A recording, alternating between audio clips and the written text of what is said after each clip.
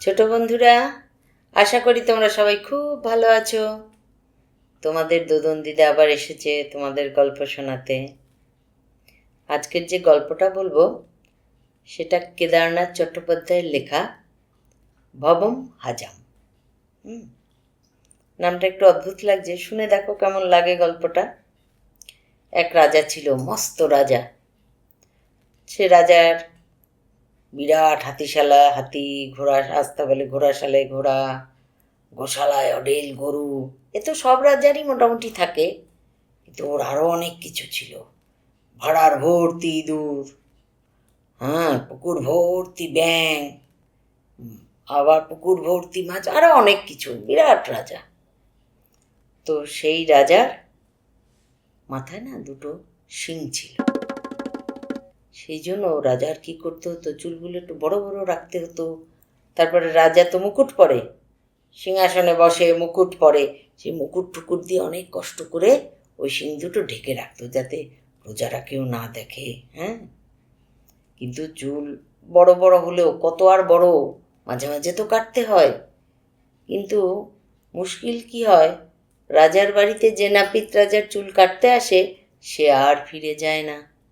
সেই জন্য রাজা কোনো নাপিতকে যদি ডাকে না, যে রাজা তোমাকে ডেকেছে, ও তো হচ্ছে যে নাপিত তার খুর কাঁচি ফেঁচি সব গুটিয়ে নিয়ে ও দেশ থেকেই পালিয়ে যায়, যে বাবা দরকার নেই, ও বাড়িতে ঢুকলে কেউ কোনো নাপিত আর ফেরে না। কিন্তু একটা অল্প বয়সী ছেলে, তার নাম ভবম হাজাম। ও হিন্দুস্তানি ছিল। হিন্দুস্তানিরা নাপিতকে হাজাম বলে, তাই ভবম হাজাম। তো সে ভাবলো রাজার চুল কাটবো, অনেক টাকা পাবো, বেশ টাকার লোভ হয়েছে। অনেক টাকা পাবো, রাজা বলে কথা, চুল কাটবো, অনেক টাকা পাবো, তারপরে বেশ একটা প্রেস্টিজ না, আমি রাজার চুল কাটি বলে ওই সেই ভবম হাজাম রাজি হয়েছে। রাজি হয়ে তো গেছে। এবার খুব মনে বেশ আনন্দ নিয়ে গেছে, রাজার চুল কাটছি, অনেক টাকা পাবো। রাজা তো একটা আলাদা ঘরে নিয়ে বেশ বন্ধ করে নিয়েও তো আনন্দে সহকারে চুল কাটতে কাটতে হঠাৎ রাজা তো বুঝেছে, হায় রে, আমার তো এবার শিং দেখে ফেলেছে। তখন কেটে টেটে ওর তো তখন আর মাথার ঠিক নেই, সর্বনাশ, রাজার মাথায় এরকম দুটো শিং, ওরে বাবারে বাবারে, কি অবস্থা। করতে গিয়ে রাজার পুরো চুলটাই কেটেছে। নিয়ম হচ্ছে রাজার একটু টিকির মতো রাখতে হবে, কিন্তু সেটাও ভুলে গেছে।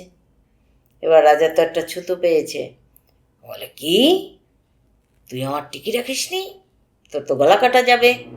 ও তো হাতে পায়ে ধরছে, রাজামশাই এ কাজ করবেন না, আমার গরদান দেবেন না।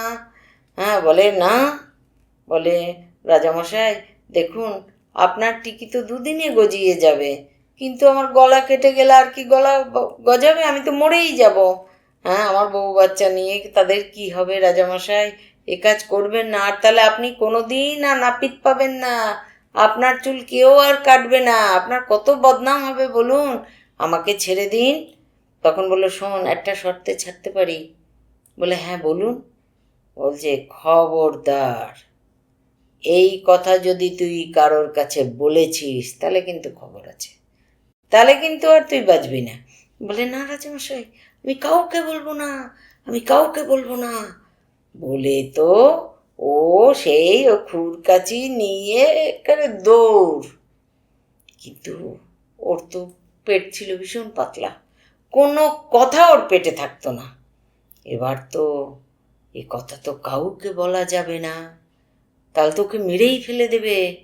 রাজা কি করে, সে তো পেটের মধ্যে ওই কথা ঘুর ঘুর করে করে ওর পেটটা একেবারে ঢাক হয়ে গেল, একেবারে ফুলে ঢোল, বলে না পেট ফুলে ঢোল। ওরে সর্বনাশ, কি করি, বললে তো আমার মাথা যাবে, এবার না বললে আমার পেট ফেটে যাবে, হায় হায় কি করি। তা ওর দিদিমার কাছে গেছে। দিদিমার কাছে গিয়ে বলে, দিদিমা আমি কি করি বলো তো। বলে, কেন। বলে, এমন কথা বললে তো আমার মাথা কাটা যাবে, আবার না বললে আমার পেট ফেটে যাবে, আমি কি করি। বলল, তাহলে একটা কাজ কর, তুই না এই রাস্তা বরাবর যা, অনেক দূরে দেখবি বিশাল এক বট গাছ, এত বড় এত মোটা, ওর ভেতরটা একদম কোটরের মতো হয়ে গেছে। তুই ওর ভেতরে গিয়ে তুই তোর যা মনের কথা বলে দে, তাহলে কেউ শুনবেও না, কেউ জানবেও না, তোরও বলা হয়ে যাবে। বলল, হ্যাঁ তুমি ঠিক বলেছ। তখন ওই জ্বালার মতো পেট নিয়ে বেচারা দৌড়চ্ছে, আর পাচ্ছে না, এরপরে পেটটা ফেটে যাবে। হ্যাঁ, এই কথা বার না করে দিতে পারলেও আর বাঁচবে না। গিয়ে দেখে সত্যি সত্যি বিরাট বড় সেই বট গাছ, ভেতরটা একদম কোটর। সেই কোটরের মধ্যে ঢুকে, জানিস রাজার মাথায় বড় বড় দুটো ছাগলের মতো শিং আছে। জানিস রাজার মাথায় বড় বড় দুটো কোটর সে ছাগলের মতো শিং আছে। কোটরের মধ্যে ওইটা বলার পরে আস্তে আস্তে ওর পেটটা বেশ হালকা নরম হয়ে গেছে। ও তখন কি শান্তি কি শান্তি বলে ওই বট গাছের কোটর থেকে বেরিয়ে বাড়ি চলে এসেছে। বেশ সুন্দর, এখন আর কোনো প্রবলেম নেই, দিন যাচ্ছে। হ্যাঁ, ও তো জানে এ কথা আর কেউ জানবে না, আমিও বাবা বেঁচে গেলাম, আমার পেট ফাঁপাও কমে গেল, সব ঠিকঠাক। এবার রাজার মেয়ের বিয়ে, বিরাট ধুমধাম। রাজার মেয়ের বিয়ে বলে কথা, ওরে বাবা, দেশ বিদেশ থেকে কত লোকজন অতিথি এসেছে। সে বিরাট নহবত হয়েছে, ঢাক ঢোল করতাল সব নতুন। সেই বট গাছের কাঠ দিয়ে, বট গাছ তো বিরাট বড়, মোটা মোটা সেই কাঠ দিয়ে সব ঢোল ঢোল করতাল টরতাল, মানে এই যে করতালের যে হ্যান্ডেল ট্যান্ডেল সব ওই ওই কাঠের তৈরি হয়েছে। ভালো, এবার বসেছে সব গান বাজনা, সব লোক বসেছে, গান বাজনা হবে। এবার সানাই খুব মিহি সুরে সুর ধরেছে, কি জানো? রাজার মাথায় শিং আছে, হ্যাঁ, রাজা কা দো শিং হ্যায়, রাজা কা দো শিং। এইটা তো ওই ভবম শুনেই ও পাটতাড়ি গুটিয়ে কেটে পড়েছে, সর্বনাশ। ও কিন্তু আর কিছু জানে না, ও তো কেটে পড়েছে। এদিকে জোরে জোরে ঘন্টা বাজানো হচ্ছে, কাসর ঘন্টা, ডান ডান ডান ডান ডান ডান। কিন্নে কাহা মানে কে বলেছে, কে বলেছে। এবার বড় সেই ঢাক বাজানো শুরু হয়েছে, বুঝেছ? ঢাক বাজানো, ডান ডান ডান ডান ডান, ঢাক যেরকম বাজে সেই ঢাক বাজাচ্ছে কি জানো? বাবন হজুম বাবন হজুম বাবন হজুম বাবন নাপিত, বুঝেছ?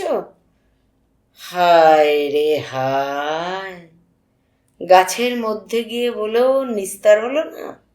সবাই তো তখন, এই বাবা কি বলছে, রাজার মাথায় নাকি শিং আছে। রাজামশাই তো তখন রেগে মেগে বলে, যা ওই ভবম হাজমকে ধরে নিয়ে আয়, আজকের ওর কল্লা ফেলবো। ভবম হাজম পেলে তো ও দেশ ছেড়ে বলে, আর আমার দরকার নেই।